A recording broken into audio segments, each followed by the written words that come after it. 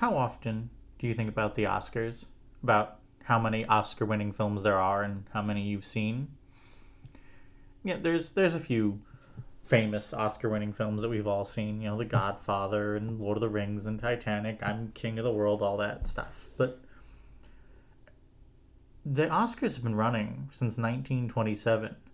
There are currently over 1,000 films, feature length films, which have won an Oscar. How many have you seen? I did the numbers for myself. It's not many, and I consider myself quite a movie buff. So here then is the premise of this podcast.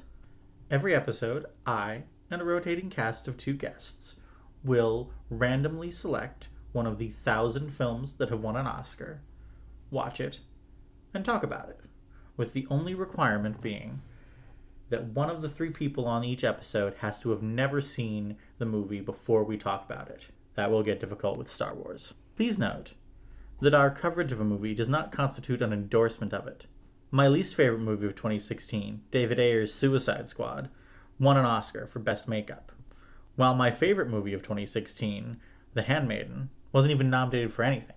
Please also note that our coverage of a movie is not a blanket endorsement of any or all of the people involved in it. A lot of terrible people have won Oscars. Kevin Spacey won an Oscar 20 years before he was outed as an abuser, and Roman Polanski won one 20 years after. But every film, good, bad, or in many cases mediocre, that has won an Oscar is an important part of film history just for being there. And they all, on some level, deserve a tiny bit of consideration, even if that consideration ends up concluding that it's garbage. And with all of that in mind, I am your host, as always, Ellie McConaughey, and with me today is Matt Madrano. Hey there. And returning is Jasmine Garcia. I think this is your first back-to-back episode on this one. It is indeed. And allow me to just read this passage from the How to Survive a Horror Movie book. Second deadly sin, machismo. You're perfectly safe as long as we're around. Okay, stop me if you've heard this one before. The galaxy's toughest Marines go to this alien-infested planet, see? And we're with that as our setup, we are here today to talk about an absolute classic of a film, 1986's Aliens, directed by James Cameron, which won Best Sound Effects Editing and Best Visual Effects at the 59th Academy Awards, but was also nominated for Best Art Direction, Best Film Editing, Best Original Score, Best Sound, and Best Actress, Sigourney Weaver. God damn. Big hit that year it was. I don't know, it's so weird to half the point of this podcast was to dig into the Oscars and pull out movies that I hadn't seen or hadn't really thought about, and so it's really weird. Aliens. I saw that movie first when I was middle school. Jasmine is here fulfilling our requirement that someone has never seen this movie before. Yes, I am. Tell us your experience. Sure. I mean, I watched Alien sometime pretty early in that period when I was starting to get down the pipeline from scaredy cat to horror movie lover. And yeah, Alien is an absolute classic. And I'll admit, in spite of the fact that pop cultural osmosis is a hell of a drug, as our dear friend River says, I was never really that interested in watching Aliens itself because it just seemed like such a far departure from it. And it felt like I had all of the relevant references to basically, be part of the pop culture conversation about it. But for this podcast, I watched it, and okay, I get it. I get it. That was a lot of fun. I've only had this found family for half a day, but if anything happened to them, I'd kill everyone in this room and then myself. Don't watch Alien 3. I refuse. Don't do that to yourself. I feel like part of me feels and this might just be so for those of you, that one of you in the audience who's like, what the fuck are you talking about with Alien 3? For those one of you in the audience who doesn't know, the big controversial element of Alien 3 is that, Ripley ends the movie with Bishop and Hicks and Newt and this little found family, and then all of them but Ripley die in a spaceship crash at the beginning of the movie. I'm surprised that no one, you know how every time they do a new Halloween sequel or a new Texas Chainsaw sequel, they're like, we're bringing it back to the first one. It's just a sequel to the first. I'm surprised no one has tried to do that The with legacy sequel thing. The yeah, requel like thing. we're just bringing it back to Alien, or just to Alien. Interestingly, I actually said this in the chat. Like, Hmm. so one of the few pieces of Alien media that I think is like really good over the last few years is the video game Alien Isolation. It's a really good survival horror video game. The alien is really scary in a way that it hadn't been for a while. And it's interesting because the setup for Alien Isolation is Ripley's daughter gets like wind of her leaving the last like recording, the last survivor of the Nostromo recording, and wants to go to it, go to where it is and hear it. But Ripley's daughter is only mentioned in what amounts to the director's cut of this movie. She's not in the theatrical cut. Yeah, no, I did. I was actually looking for that moment when you had mentioned it. I was like, oh yeah, no, there's no mention of her daughter in this version. In the director's cut, we are talking purely about the theatrical cut here because that's the one that won the Oscar, obviously. I'll think about that. Has a non theatrical cut ever won an Oscar? I guess that's not really possible. Yeah, I was about to say. Anyway, my point, I guess, was that in the director's cut when they're in the hospital, Ripley and Burt and Jonesy, the best character of the entire franchise, Jonesy. Good kitty. Burke mentions like, "Oh yeah, your daughter passed away of old age like a couple years ago because Ripley's Oh, been Ripley's been gone for 57 years." oh, that's devastating. Yeah, it was kind of sad, and I think that's like I get why they cut it because it feels a little. How do I put this? She's been through enough. She's been exactly. There's a point where like, Like a melancholy sort of thing. yeah, it once you reach a certain point of discussing of like hitting her with the sad backstory and giving her reasons to like bond with Newt, it starts to feel like you are trying to manipulate me rather than just telling the story. I'm like, knock that off. So, how about you, Matt? What's your experience with Aliens? I'm kind of in the boat, similar to boat with Jasmine, is that Oh, I've never seen either one. I've oh wow. uh, I know Alien through cultural osmosis. You know, we have decades of parodies of spoiler alert Kane's death Hmm. for obvious reasons. And honestly, I had a lot of fun. I know a lot of people call this like the anti-alien, Mm, not anti-alien, but like when you look at Alien and Aliens side by side, at least in my view, it's actually pretty fascinating that they both still work. hmm. Because when you look at Alien, it's more of a horror movie ish. And then, Aliens is all blowing stuff up and James Cameron and all the action stuff that he likes to do.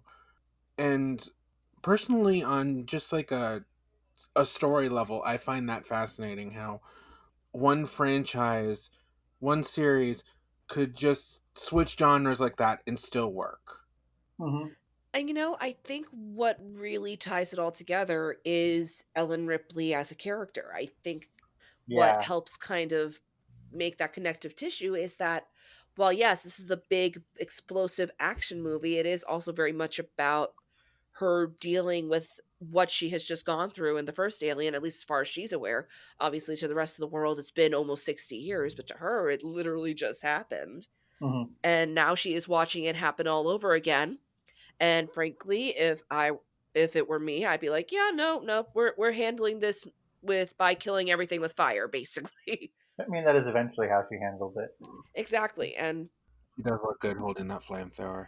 She did look very good. This movie between Ripley and Vasquez, racial thing of that aside, uh, yeah, I had thoughts on that. we'll talk about that later when we get there. That was sort of like the start of my like, oh, muscle women, oh, warrior women, oh, hello. For me, and I don't like, and people who know me mean that don't know that I don't just mean like, Kate Winslet in tight leather. Although nothing wrong with that. I do specifically like, Katie O'Brien, big buff ladies. Anyway, back on. It's interesting you mentioned the James Cameron of it all because James Cameron's movie right before this, Terminator, second movie I will not let people forget that Piranha 2: The Spawning exists, was The Terminator, the first one. And it's very interesting because Terminator 2 was so very firmly lodged in the cultural unconscious that you go back and you watch the first Terminator, and it almost feels a little bit like a slasher movie.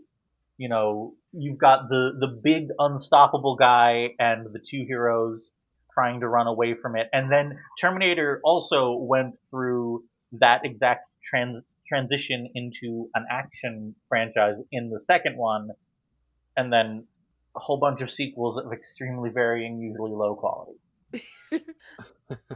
Well, let's we'll get to that when we get there. I Are any of the Terminator films eligible for this podcast? I think T2 must have won some fucking. I'm sure Terminator 2 is. That was too big of a deal to not get noticed. I mean, it might have been like nominated. I'm wondering if it won. Yeah, makeup, sound effects, and visual effects That at makes 64. sense. Is it it's gonna be mind blowing to you all that the only Terminator movie I've seen was Genesis. Oh boy, the Okay. we're not talking too deep about Terminator here, Yeah. but there it is kind of a sibling to the Alien franchise in that it kind of got really obsessed with its lore, and none of the sequels really managed to engage with what made the first two movies good. I compare like recently I've started comparing it to Alien's biggest sibling franchise, which is Predator, which also had a couple of deeply underwhelming follow-ups, and then just like stopped and went, you know what? Why are we fucking overthinking this? How about we just do a predator versus like a native girl? That sounds like it's gonna be fucking rad. And you know what? It It was fucking was. rad. I mean, I thought we were going to go into like Alien versus Predator and the whole smashing action figures of it all, but that works too. The Alien versus Predator. I guess we're kind of like ending up on sort of a retrospective on the entire Alien franchise, which is something that I have a lot of thoughts on because it's like it is one of my favorite franchises, and it is one that like constantly lets me down. We've got Romulus coming up in a few months. When is the release date? August. So, ooh, that's not a good sign right off the bat. They don't release movies they have faith in August. Oh dear. I have some thoughts on that, but that's for a different show. No, like the Alien franchise is a franchise that I really love, but I feel like it. I feel like a lot of the long-term problems with it come back to this movie and the turning of the alien from what amounts to a slasher villain into an action movie monster to shoot. Does that make sense? Yeah, that does. It does actually. When to bring it back to Alien for just a second, it just the entire movie starts in like a sterile, almost 2001 way when they get on the ship, Mm-hmm. where it's like this is just a sci-fi movie, but something's wrong, in the back of your head Mm-hmm. because you came into a movie called Alien. But this one kind of loses that quality. And it's not a bad thing necessarily because it's not necessarily what the sequel wants to do. Hmm. But Mm-hmm. in my experience, it doesn't seem like every movie since, or at least in that original trilogy, wants to be a horror movie. They all want to be their own thing, which is, I mean, really cool. It's pretty much only one franchise that gets to do that and pull it off. Yeah. But it's just, it's not that it lost its horror roots, it's that it started in horror and never really went back. Admittedly, I haven't seen the prequels, but so there might be a little more horror in there. But it's just, that's just fascinating that you can start an entire film series with horror but never really go back to it. Prometheus is definitely going back to Prometheus and Covenant are both very much trying to go back to the horror route. And it's interesting that like I mentioned that Alien Isolation is a really good game. It's a really good. It is a direct horror game. Like combat is really clunky and really awkward. You have to hide a lot. You literally cannot fight the alien. Like the best you can hope to do is if you have a flamethrower, you can make it run off and come back a few minutes later. Hopefully after you fucking legged it out of there. That sounds stressful. It is it is, and I mean this as a huge compliment to that game, an extraordinarily stressful game. But you compare it to how they went around Alien games beforehand, and most of them were going back to Aliens, which is the movie we are theoretically here to talk about. And it's interesting because they all seem like the Alien game that came out right before this was before Isolation was Alien Colonial Marines, which sucks for a lot of reasons. But I find it extremely interesting. Yes, I've played Colonial Marines. I find it extremely interesting that they were like, you should want to play as the Colonial Marines. And I was just sitting there going like, you mean the dudes who get fucking wiped out 20 minutes after they land? They open with a squad of 15 dudes and dudettes, and by the second act, they're down to like four. Yeah, that's what's always that's what made this movie in particular really interesting, because it starts obviously with, the entire crew of Alien dying, Mm-hmm. because Ripley's been in hypersleep, and she just wakes up with all these military dudes around here, and for a second, well, military dudes and Vasquez, but for a second, I thought it was going to be like a war allegory, and it kind of is, but in a more introspective way. It's not Saving Private Ryan. But it's a war movie in the way that, let's face it, what the corporation is doing is profiteering with aliens, basically. I don't know. I just find that fascinating. How it's just like how it just goes from like pseudo military, not jingoistic, but pseudo military warship. You can cut this. No, I won't. Is to a sort of woman with a plan and a flamethrower. I mean, the gender politics of Alien are extremely interesting to me because, to again the one viewer who's never heard of this, I'm sorry to shock you. Alien, especially the first one, is on a metaphorical level a rape revenge movie. It is Miss 45 where the rape is metaphorical. I don't know if I'm gonna get us like demonetized on Spotify saying that word, whatever. I mean, are you getting money anyway? I'm sorry. The but like so it's very clearly a female centered movie. It's very, and this one is so bluntly about motherhood, about Mhm. Ripley's surrogate motherhood towards Newt. I pointed out in the Discord chat that like in the final action beat, after throughout the entire movie, Newt's little girl that she finds abandoned in the alien infested hellhole has been calling her Ripley.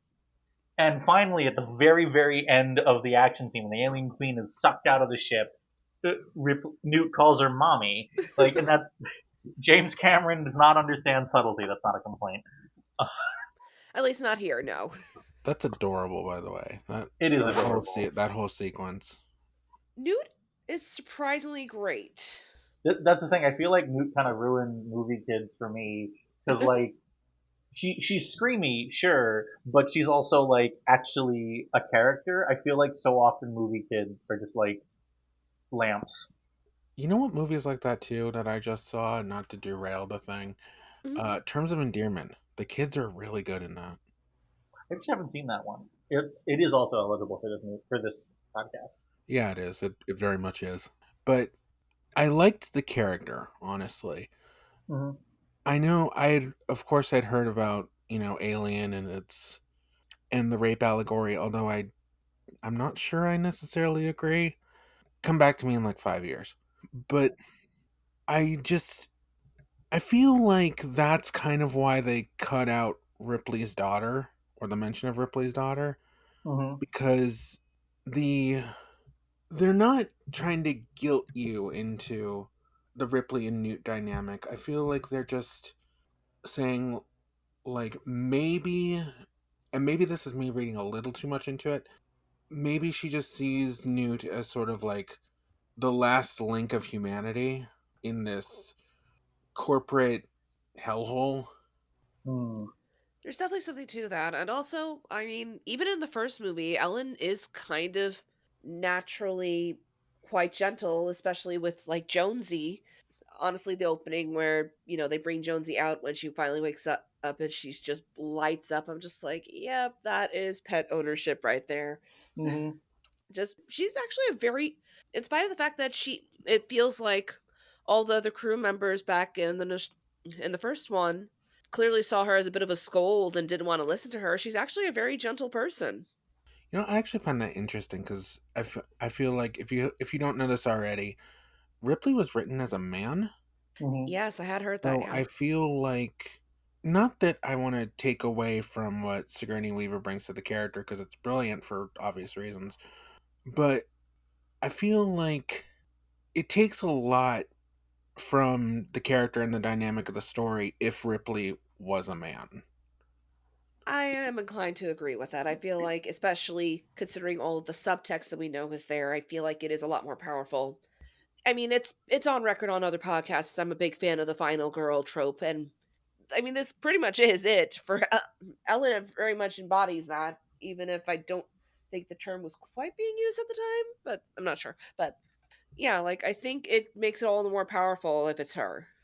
It's complicated because like it is definitely more powerful if it's her, and Ripley is undeniably like one of the classic survival girls. I genuinely think the main reason why we haven't gotten any legacy sequels in the way that we got Halloween is because she's just kept saying no. I don't think she particularly want one aspect. Not going to go too far into this. But one aspect of the original movie that doesn't work at all anymore is Sigourney Weaver was actually the least one of the least famous members of the cast at that point. So her becoming the like she's sort of supposed to sort of shift. I think you're supposed to think that like John Hurt or Ian Holm are the main character because they were famous at that point, and then she sort of like shifts into that role. I do think the gendered again. I said this. I started talking about this and I got sidetracked. The gendered aspect of it is so complicated because you're right that Ripley was originally theoretically written for a man, but as I said, the alien itself, the way the face hugger attacks you is so blunt a metaphor. And then there's the part where she's attacked by Ash in the first film. The way that violence happens feels very much again very metaphorical. What he does in order to try to hurt her and the reason he does it. And then you get to this one, and people have pointed out, and it's like it's not there, but it's not 100% there. She kind of has to masculinize to save Newt. Like she has to embrace the way the Marines handle it with going in there with a machine gun and a flamethrower and just like going crazy with it. It's complicated. It's complicated, and I don't know how much of that is intentional and how much of that how much of that is just like what James Cameron is into. Or, I mean, you could say that's a coping mechanism for the trauma that is the first movie, because we gotta understand, for the first 20-30 minutes of the movie, she's pretty, I don't want to say wooden because it's part of the character, but she's pretty Traumatized. blank. She's pretty, She's all business. she's even less than business. She's really quiet for most of the movie, where it's just like, this happened, we need to get rid of the alien, we need to get the hell out of here. Why won't you listen to me? And it's not even angry, it's just like, oh man. It's just, It's men, but it's also, oh my god, I cannot watch this happen again. exactly. It's that. And it's just like, once she realizes, like, okay, there's a kid here, that drops almost immediately. And I mean, for good reason, but it, I feel like the whole masculinization point is more of a coping mechanism, is what I'm saying. Hmm. And to be honest, I feel like to say that she's just taking on how the Marines handle it kind of forgets the fact that the way the Marines handle it got pretty much all of them killed. Right, that's what I'm saying. It's complicated because she is approaching the marine angle, but from the marine tactics, but from the angle of trying to protect someone rather than just like kill everything. Okay, that is fair. Like taking the power, but having a reason beyond showing how tough you are. I could Hmm. rock with that. And it's one of the things that gets pointed out in retrospect about Alien and Aliens, which is very much intentional. Like it's in there on the script, is that if at any point anyone had just like listened to Ripley, a lot of bad shit would have been avoided. Hmm. Yeah, In both of these movies. In the first one, she wants to follow quarantine procedures. Nobody listens. In the second one, she's like, "Hey, you guys have to take this seriously, or you're gonna get fucked up." And they're like, "Nah, we can handle it." And then, they turn around and 12 people are dead. yeah, that scene where she confronts Burke over Hmm. over the dead colonizers. Fucking Burke. That that was, like you said, the man does not know how to do subtlety, and we're all the better for it. I said that in the chat that like you know, James Cameron might not know how to do subtlety. Did he write this one? He did with David Giller and Walter Hill. But like so much of this movie is just like embedded in my everyday vocabulary. You know, I said Marines, we are leaving in exactly that tone during a D&D session this past Wednesday. And one of the things that I really like that I sort of bring up when talking about the horrors of late stage capitalism is that quote from Ripley, I don't know which is worse. You don't see them fucking each other over for a percentage. Badass line. And unfortunately ever relevant. Yeah, it's just I just find it interesting the where the sexual politics of the 70s and 80s, because remember this was like 7 years after the first Alien, sort of like end up in the film, like there are science fiction movies that I think feel timeless, feel like they could have been made at any time. I do not think that Alien is one of those. In fact, the tech in particular is very clearly what we'd call retro future now, like the 70s looking to the future. Hmm. Big buttons, no touch screens, all that fun stuff. But also like the sexual politics of the era it's in kind of gets tied up in the movie because that's kind of what the movie is about. And speaking of sexual politics, one of the other movies nominated, I was mentioning the sexual assault allegory. One of the other movies nominated for best director this year at the Oscars, the 59th Academy Awards, was an extremely good movie, Blue Velvet, which is also very much about that. So it's interesting to see where 1986 sexual politics were at in this deep into the Reagan years. I mean, frankly, I know you said that it was 7 years after the first Alien. I know there were a bunch of lawsuits and things that prevented an immediate sequel to Alien, but it still shocks me that it got made this late, to the Mhm. point where if it were if this were, say, made today, so to speak, Aliens 2 would probably be what we'd call an early, at least, like an early legacy sequel, since there's that big gap between them. Because even in the modern era, if everything had been made on time, a sequel to Alien would have been like 1983 at the earliest. Mhm. Maybe 1982. That is actually a really good point. And I mean, this was still the era where sequels weren't 100% a sure thing, instead of all Hollywood wants to do. And it does kind of follow the formula that would be used for legacy sequels, including give it giving the main character from the thing you like a younger person to kind of help mentor and guide. It's super interesting because they end up being the franchise also ends up being very weirdly reflective of the eras it was made in. The first one is kind of like at the tail end of the like not producer, director driven 70s because it's very much a Ridley Scott joint. Yeah. And then because it got delayed so long, by this point in the 80s, like one of the movies that this is one of the top grossing movies of '86. One of the movies that beat it was Top Gun, Yeah. which is like it or lump it, one of was it Top Gun? Let me double check. I actually feel like I'm making that up. Nope, it was Top Gun. Man, what a year! Which was like very much emblematic of the kind of blockbuster that was getting made at that point. And then you get out to the 90s with Alien 3, and suddenly things are gritty, things are downbeat, things are depressing. And once again, we're talking about how the sexual politics gets involved. There's very much with Alien in that, with the Alien that there's kind of an AIDS metaphor, and then Alien Resurrection comes out, and nobody knows what that's supposed to be, what's going on there.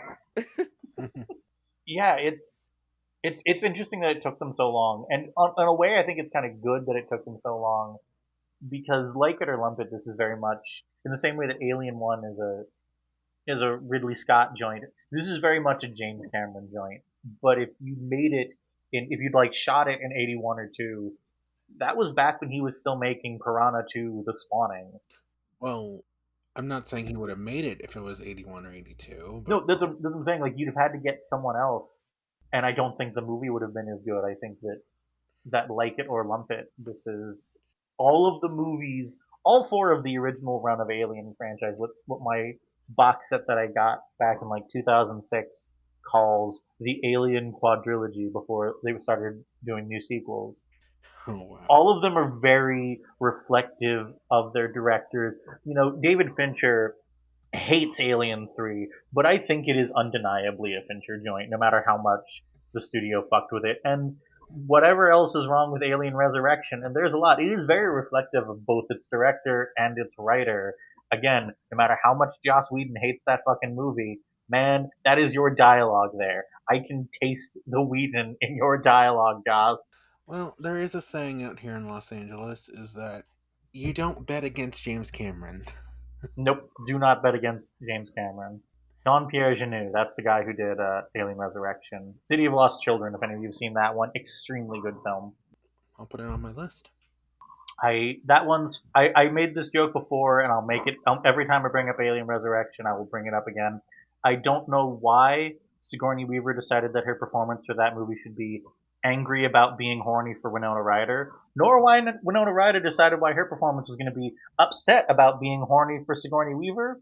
But I'm very grateful. I'm very grateful to both of you. The rest of the movie sucks. And I'm we'll be right back on Penthouse Forum now. sounds like basically if you got this in the hands of a fan fiction writer, it might have actually ended up being better because they would have just out and out made it at least partially a rom-com. I don't know what the logic train behind a lot of Alien Resurrection is. I mentioned this to our mutual friend Connor the other night that like if the fifth element is what happens when you take an American action movie protagonist and drop him into the middle of a French sci-fi film, which is what that film is. That is your key to understanding the fifth element, and also the fifth element rocks. Shame about the director. Then Alien Resurrection kind of reads like trying to take an American film franchise and crossbreed it with a French sensibility, and the result is kind of a mutant. It did kind of briefly, I mean, I say briefly, it did kind of put the franchise on ice because Sigourney Weaver was completely uninterested in returning after that. They didn't do any more Alien films from 1997. They didn't do any more Alien solo films from 97 to 2012 when Prometheus came out. But the franchise was not really dead because at that point they were doing Alien vs Predator. I think like '04, '05, somewhere in there. And at that point, I feel like I kind of like the Alien franchise had lost its core, which is Ripley, and then it was just like a movie monster that you can slot into whatever you want. To be fair, going back to Aliens, there is a bit of that here. Definitely. Especially when I would have to say they get most of the Marine battalion killed, Mm-hmm. is when I would think that's the moment where it went into, you know, not that it strays completely from the allegory because I feel like that's still there, Mm-hmm. but it kind of turns into not a B movie, but like a Monster of the Week movie, but with all the money in the world. Yeah, it's the inherent tragedy of Aliens is that it is an extremely good film, very well made, very well directed. There are people out there who like it better than Alien. I don't. I like Alien better. I think it's paced better, but I can see the argument, and it's close. It's neck and neck. Like for me, Alien is objectively the better movie. I Aliens might be more watchable if only because it is a lot less traumatic than Alien, I guess is the best way of putting it, Hmm.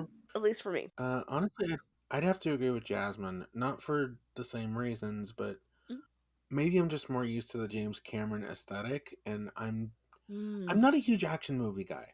I'm trying to get more into it, but I felt like, I mean, Alien is incredibly good. I will admit that. It's we still watch it and talk about it for a reason. But I felt like with Aliens, maybe it just slotted more into what I'm used to. I'll admit that. So maybe I'm biased here. I'll admit that perhaps there is a little bit of bias, Mhm. but I I honestly think they're about the same. Interesting. Okay. I'm closer to Jazz than to you, Matt. I think Alien is the better film. I think I can watch Aliens easier. I've seen Aliens like half a dozen times. It's It's just more fun. it's just a really fun film, and it also just kind of like never gets old to me. You know, it's well directed enough that no matter how many times I see it, the timing on like the alien rising out of the water behind Newt, or the tail just punching right through Bishop's chest, those still get me. They still fucking get me every time. Oh, dude, Absolutely, some of the best action and tension directing of the '80s. oh Jesus, when they rip them in half, God, Yeah, that's such a good scene. I know, great scene, but it's just like, man, Cameron knows how to do it. Ellie's right in that he's an android, so he'll be fine, but it's still really gutting, especially since he's the android, at least so far in this franchise, that Super doesn't deserve it. He's a good dude. But like the irony of Aliens is that while it is a very good sequel, a very worthy sequel, it also just kind of like shot the franchise in the face because like people are never certain whether or not they should be chasing Alien or Aliens, and if they usually try to end up chasing both and they can't do it. Supposedly the original draft for Alien 3 was like the alien comes to Earth kind of dealy, which I think would have been an escalation, the sequel escalation that everyone wants. Yeah, I could say that. Genuinely shocked no they haven't done that yet. They sort of do it at the end of Alien Resurrection. Like there are the final action beat is on the ship as it descends through Earth's atmosphere. So that is like, and I presume that if Ripley hadn't gone, if Sigourney Weaver hadn't gone, no, fuck off, I'm not doing this, they would have done that in Alien 5, which again was supposedly fully written by the time Ellen Ripley bowed out. So the history of the Alien franchise is fascinating to me because it's like I don't know, it's got so many. It seems like it's such a simple movie to make a franchise out of, and they keep kind of like tripping over stuff on it. You know, I guess we'll see what happens with Romulus. I'm not, I just talk about how Alien is kind of a sexual assault metaphor, and Fede Alvarez, a very good director, is also the guy who did Don't Breathe. But I know you guys. You say like tripping over itself. I call it reinvention. Hmm. It's just, I mean, what horror movie can turn itself into an action movie that can turn itself into a metaphor, or at least for part of it anyway, a metaphor for motherhood? You know what I mean? Mm-hmm. Where, Ripley isn't dismembered or killed at the end of it, like she gets to live. I mean, we're not going to talk about Alien 3, but and that's, where things happen. But, you know, so it's just like maybe because they're so far apart and, every director has their own pause on it, Mm-hmm. they don't feel stale. They all feel different. And it's just it's that's just great. They do all feel different. They are all very different movies. I am, I give Thor and Prometheus a lot of shit. And I haven't seen Prometheus in close to a decade. Maybe I should give it another shot. See if I can find some stuff. I didn't like Alien 3 when I first saw it either. I found some stuff to appreciate about it because, as I've made clear on several occasions, dear listeners, my taste is cooked. I don't know what I like anymore. The problem isn't so much that like I think that a Prometheus is different. It's like it's just a very odd film. It's kind of just you know engaging with weird. It's basically a 2 hour setup for how the ship from the start of Alien got to be where it is on LV-426, and I think that's a weird aspect to engage with. So, not that dissimilar from the prequel of another movie franchise that I compared this to, The Thing. Yeah, very very similar to that Thing prequel actually. You mentioned talking about it like this is the crossover between has anyone ever done a crossover between The Thing and Alien? I think it would be. I think they're very different movies. They are, but they also do kind of have a similar almost formula to it. They just take very different directions with it, if that makes sense. They're very similar setup. They are both movies of intense paranoia. Alien because the alien is going through the floors, going through the ducts. Thing because any of you could be the Thing. I think the Thing leans much heavier on body horror than Alien, and given that Thing bursting out of your chest is a major component of Alien, saying something. And Yeah, I was gonna say. Burke getting impaled by the tail. That's hmm I you I know. also think that like it's interesting that Alien and Aliens were big hits and beloved by audiences for decades. Whereas The Thing, there's this really great interview with John Carpenter where they're asking him, now after failing at the box office and being critically reviled, The Thing has been critically reevaluated and now it's considered a horror classic. How do you feel about that? And he goes, "That's nice. Wish they were there in '82." I can't say I disagree with him. Yeah, it's interesting that Alien, on paper, I think that conceptually Alien doesn't really. I can see Alien being like a critically reviled or just like not very audience friendly flop because it's kind of a weird, unpleasant movie in the same way that The Thing is. And I do think that a lot of Aliens' success, so to speak, can be brought back to Sigourney Weaver's absolutely show-stopping performance as Ripley, which brings us finally back to the Oscars because she got fucking nominated for Best Actress. I know, right? That almost never happens. Yeah, exactly. Like it's an action horror movie that got an acting nomination. That almost never happens, even though I would definitely argue it should happen more often because think of the range of emotion you have to do to basically play someone in such a dangerous situation. The 59th Academy Awards were kind of an odd year. Which I feel like I say that about every year. Someday I'll have to like honestly, it's gonna sound like I'm just saying this based on the director, but honestly, I think like a normal year at the Oscars would be like the year Titanic just took everything, or like a Shakespeare in Love year. You know, Well, there's what the controversy with that. Let's who's we're Shakespeare in Love loves issue side. I mean, like, or maybe a King's Speech year.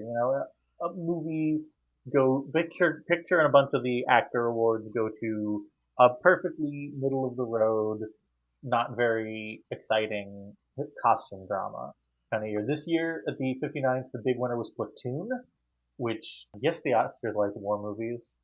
they seem to, yeah. It's one of those years where a lot of the more interesting movies seem to be you look at who won and then you look down the line and that's where the interest, like, picture went to Platoon, but then you look at director also went to Platoon. You got like Room with a View, Blue Velvet. Both actor and supporting actor went to Hannah and Her Sisters. I know people think I'm saying this because of everything that came out about him. I don't like Woody Allen. I have never liked Woody Allen. I don't get Hannah and Her Sisters. I'm sorry. Honestly, if you view it like a cartoon, it makes a lot more sense. I misspoke. I didn't mean actor and supporting actor. Supporting actor and supporting actress. We got Michael Caine and screenplay. What else? What's interesting here? Crocodile Dundee got a screenplay nomination. I just find that rad. Live with that piece of information. Oh, two winners for documentary. I mean, if you can find the clip of the line, that would be that line, man. Yeah, it's a weird. It seems like it's a weird year at the Oscars. Stuff that I've seen, some that I haven't seen. Room Review is very good. I don't know if that's like a hot take. Honestly, it's on my list. Aliens took a bunch of technical awards and was nominated for a bunch of others. It beat out Poltergeist 2, The Other Side, and Little Shop of Horrors for visual effects. That is Wow. Aliens versus Little Shop of Horrors, man. Well, Now that's a terrifying crossover. actually, now that I think about it, that's kind of how I imagine Alien Comes to Earth to kind of be, Hmm. like a really screwed up version of Little Shop of Horrors. Is that the singing? You're saying that the alien is a mean green mother from outer space? Yeah. No, it's just like the I Jasmine, you mentioned this in the chat that we were having about the movie. Like, I would absolutely kill to be in the theater 86 when the alien queen is first revealed. She is so perfectly designed. Like, my God. It also, like, this is going to sound incredibly like old woman yells at cloud kind of here. I do really kind of miss the era of film where you could sell a movie based on being like, hey guys, there's a really cool effect in this movie, but we're not going to show you it in the trailers. You got to come see. Like Jurassic Park did that. Two Towers was very much like playing up Gollum like as a thing that's in the movie, but that we're not putting in the trailers. You gotta come see it. Even Return of the King did that a little bit with Shelob. I miss that kind of era, and I feel like I was obviously wasn't around for Aliens campaign. Ad campaign it's 4 years older than me, but I feel like I would have liked to like seen that reaction in the theater. Honestly, you know who could still do that, and I'm surprised he hasn't. Robert Zemeckis. Honestly, For Robert Zemeckis to do that, he would have to make a good movie again. you heard it from her, folks. You didn't hear it from me. I'm sorry I again. mean, I'm sorry, people in the audience. I don't know if this is a hot take. I have not liked a single Robert Zemeckis movie since Castaway. I mean, I guess Flight wasn't terrible. Those CGI anime movies were quite bad. to be honest, Matt's suggesting that he has made good movies since it's the first time I'm hearing of that. I mean, Flight, yeah, Flight is about the only one I've heard that had any decent acclaim. So, No, but I mean, congratulations, Matt, on your hot take. no, but I mean, the way the man plays with tech, Oh yeah, that that's fair. the like you could kind of do that. Whereas, like you, I mean, obviously you don't really do that anymore because of the way we cut trailers and sell movies. Hmm. But the way the man plays with tech would have been great for this, and it was great for this era It was. when he was making movies like this. But even in like the Hmm. modern age, I feel like he's the only one who could even maybe wants to even do that. I'm trying to remember what the ad campaign, if there was an ad campaign for that like live action Pinocchio remake you did like 2 or 3 years ago. Which if I did like see part of it. The reason I've only seen part of it is because I walked out of the room on my brother watching it about 45 minutes in. Unfucking watchable. Unwatchable. I've heard nothing but bad things. It like I don't walk out on movies super often. Couldn't do it. Couldn't fucking sit there through that fucking movie. And yet I might have to try to someday. I have thoughts. I have so many thoughts. If you need someone to join in on that one, you're right that Robert Zemeckis was very fond of that. That was very much how he sold Back to the Future 2 and how he sold Who Framed Roger Rabbit. Here is some shit. Even Forrest Gump, which is another movie that I absolutely can't stand. We'll get to it. Is are very much sold on. Here is this crazy shit you've never seen before. Come see my movie. or and maybe it's not even just like crazy tech. Like there's that shot in Contact, the mirror tracking shot, which fucking breaks my brain every time I see it. I still don't 100% get it. I understand the mechanics, but my brain rejects it. And then like Castaway happens, and Patrick Willems has a really great video on this. Like it broke him. He had to shut down production for 6 months to let Tom Hanks lose some weight, and it just like he's not capable of doing making movies with human beings anymore. Welcome to Marwin is another movie of his I've seen recently, also unwatchable, but I did actually finish that one. Um, I don't know. We are very off topic. Sorry. To tell you the truth, I came into this knowing it was an action movie, Mm-hmm. but and like I said, I'm not a huge action movie guy. I just miss a movie like this where like there's some smarts behind it, and it's not just let's blow some stuff up. I mean, Mm-hmm. it's very much that, but it's like there's to compare it to a movie I saw recently, and stay with me on this. I saw The Fall Guy early last month, and I liked it a lot. Love story in between of it. Movie stars hanging from helicopters. You know, it looked as like really expensive and really flashy, and I love it. Mm-hmm. That is not a kind of movie we get a whole lot anymore. Not without at least like a book's worth of lore behind it, at least. Yeah. But going into this, it's, for the lack of a better word, comfortable, satisfying, not cozy, but I missed it. No, too many people get ripped in half for it to be cozy. You're right that we don't get like I haven't seen The Fall Guy, but to compare it to another sequel that I saw, which also came like 9 years after its previous film, I watched Furiosa a couple weeks ago, which is a very good movie that no one went to see. God will not forgive us.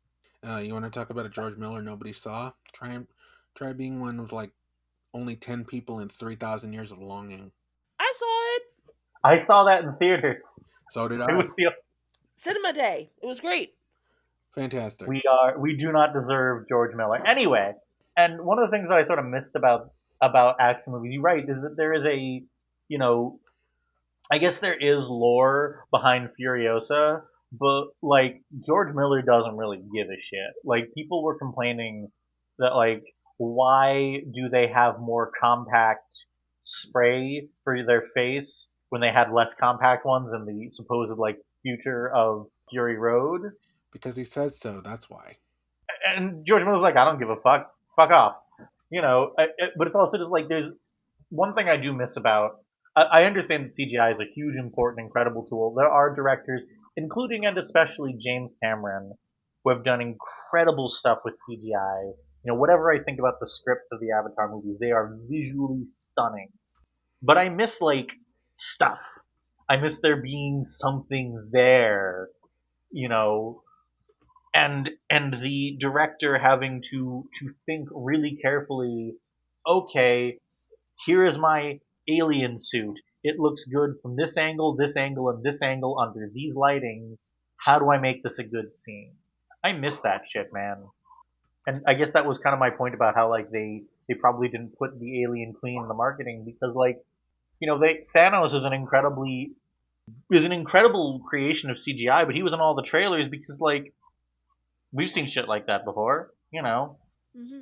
He's Hmm. not as impressive as Davy Jones 15 years ago. You're not wrong. That's fair. Bummer is my point, I guess. It is. What? Kind of, especially since, the moment where she does come out with that like suit is somehow even better in context than again the cultural osmosis told me. It Hmm. means so much more in the context of what she has been through so far. Ripley in the mech. Brilliant. Yeah. That's another. I'm not gonna surprise anyone when I tell you that "get away from her, you bitch" is another line that's just like in my vocabulary. I love that line. I just love everything about it.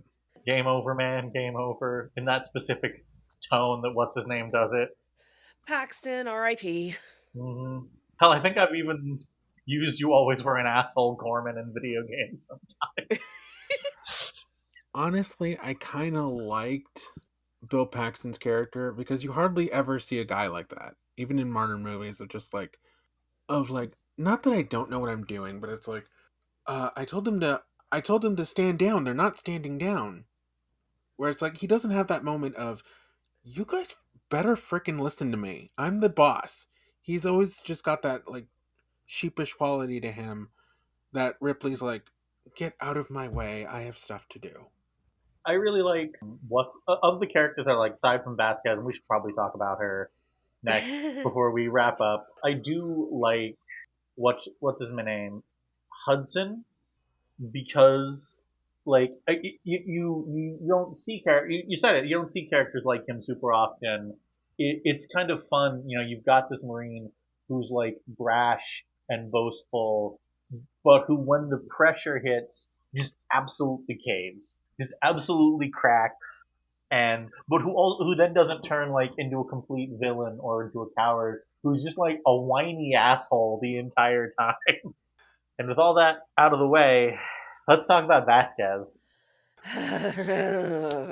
Okay. Let's just say while I was watching this, I literally messaged our friend Shami because she is big on doing fan casts that are more diverse, shall we say. And I was just Mhm. like, hey, help me find some actual Latina actors that were active at this time. You know, James Cameron, for $1, name a Latina actor you have not painted blue. I love me some James Cameron, but there is something deeply uncomfortable about your strong Latina Marine Vasquez being played by Jeanette Goldstein. Yeah, and to be honest, the sad thing is, I know Cameron more for some of the sound bites he said that make me go, "Excuse you," and it's just this does not help. Mm-mm. Like on paper, this is an interesting character, and actually, I kind of wish she had interacted more with Ripley, Mm-hmm. considering the fact that so much of this franchise in general is about, how rough it is for her to kind of just be interacting with with all these boys clubs basically, and she is also a character who's navigating that in her own way. I also would like to, so yeah, I would like to see them interact more, and also, yeah, it's just, it's fucking weird. It is fucking weird, Cameron. You could have absolutely found a real Latino person. I I made this point in the Discord, and I'm gonna make it again. Like, I have problems with Avatar 2, and one of them is like, okay, your main Navi are based on Native Americans, so your water Navi are based on Maori. Okay, that's fair. That's a decent idea. I get it. If you cannot have Kate Winslet doing a haka like that, I'm sorry, you just can't. You Nope. just, I'm sorry, James. You gotta go cast a Maori actress. I'm sorry, you just gotta. It's not like it's even hard. There are a bunch of Polynesian actors, coming up right now. You could find one. Hell, who could use some work, probably. Could probably. Well, no, I don't think The Rock could use any work. Well, He could probably use. Weirdly, I was like, I swear she was in another James Cameron movie. I was right. She plays John Connor's foster mother in Terminator 2. So I don't know. Maybe you just liked working with her. well, yeah, she's in Titanic too, I think. Is she? She's like one of the mothers, like telling So she telling the is. kid, first look at the first class people on the boats or something like that. I just know that from a clip. I have not actually seen Titanic. You should. It's pretty great. Keep that up. I'll be sure to rope you in when we get to it. Coming soon, the Titanic Roundtable. I We are doing random rolls. I don't know, to let our listeners in behind the curtain for a brief moment. I roll up four options out of the list and sort of pick which one I think is interesting. I want to talk about. I don't know.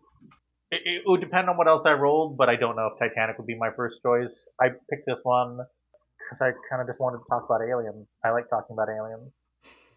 She is, again, like, it's weird because I like her a lot. I like the character of Vasquez a lot. She takes no shit. She takes no shit. Like, in any other movie, she would be Ripley's friend. Exactly.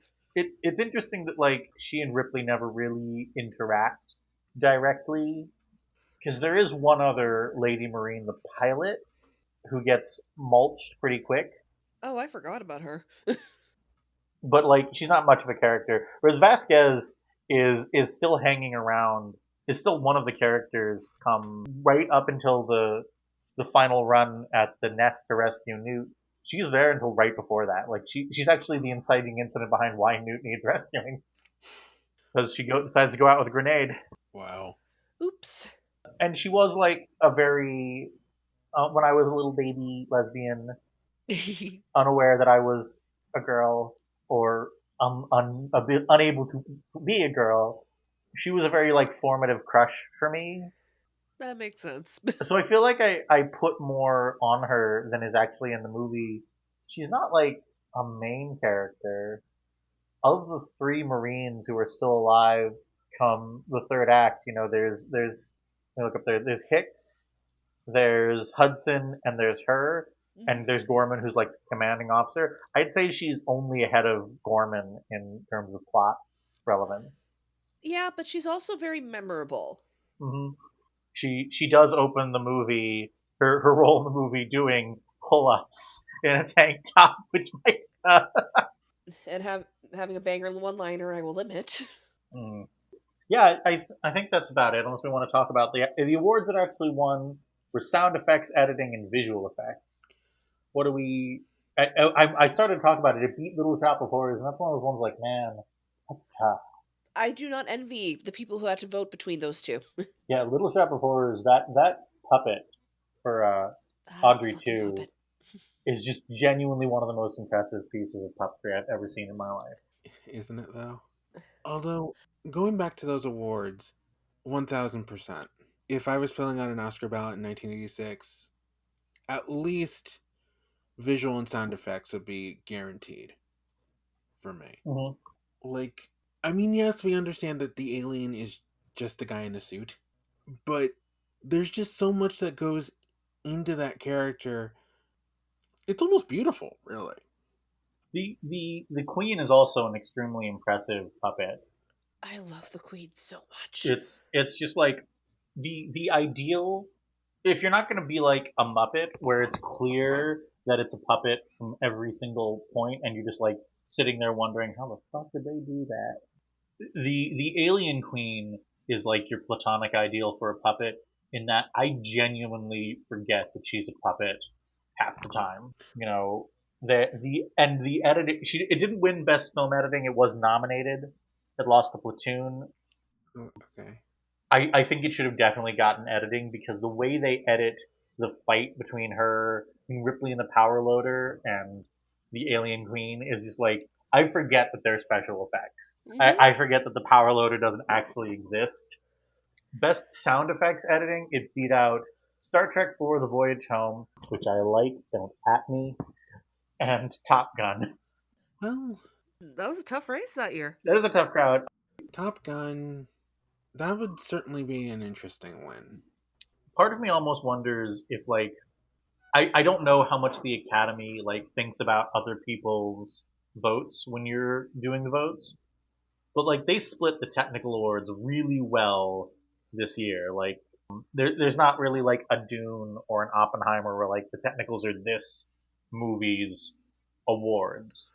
Best makeup went to The Fly, best film editing went to Platoon, best visual effects goes to Aliens, best original song goes to Top Gun. I wonder how much like that informed people, like they wanted to keep it from like honor all of these different movies, and a lot of these are very good movies.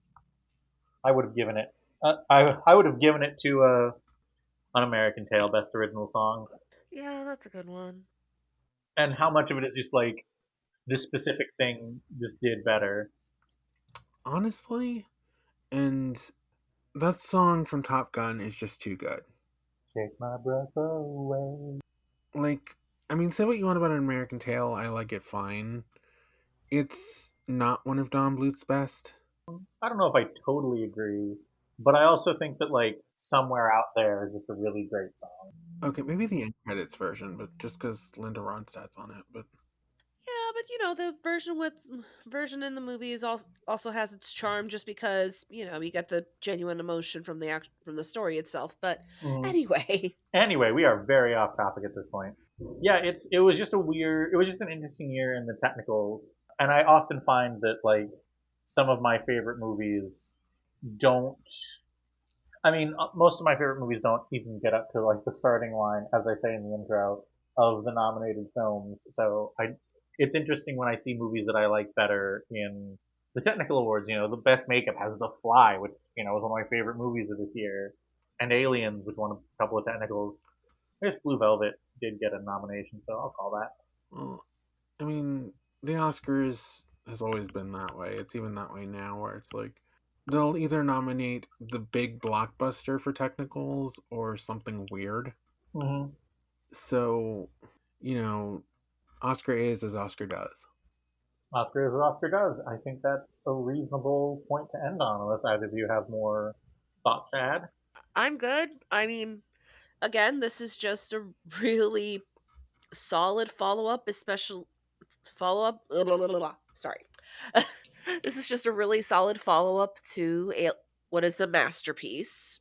Mm-hmm. Like, it's certainly not as objectively great as it is, but I had a really great time with it. And it does a really good job exploring everything that Ellen's been through, how that's affected her, and how she decides to fight back against having to, again, watch everything go to shit again. Mm-hmm. I thought it was great.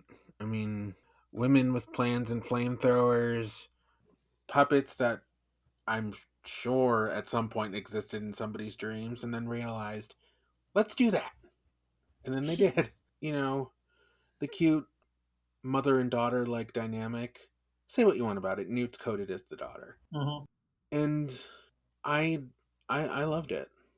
Yeah, I made it clear. I love this movie quite a lot.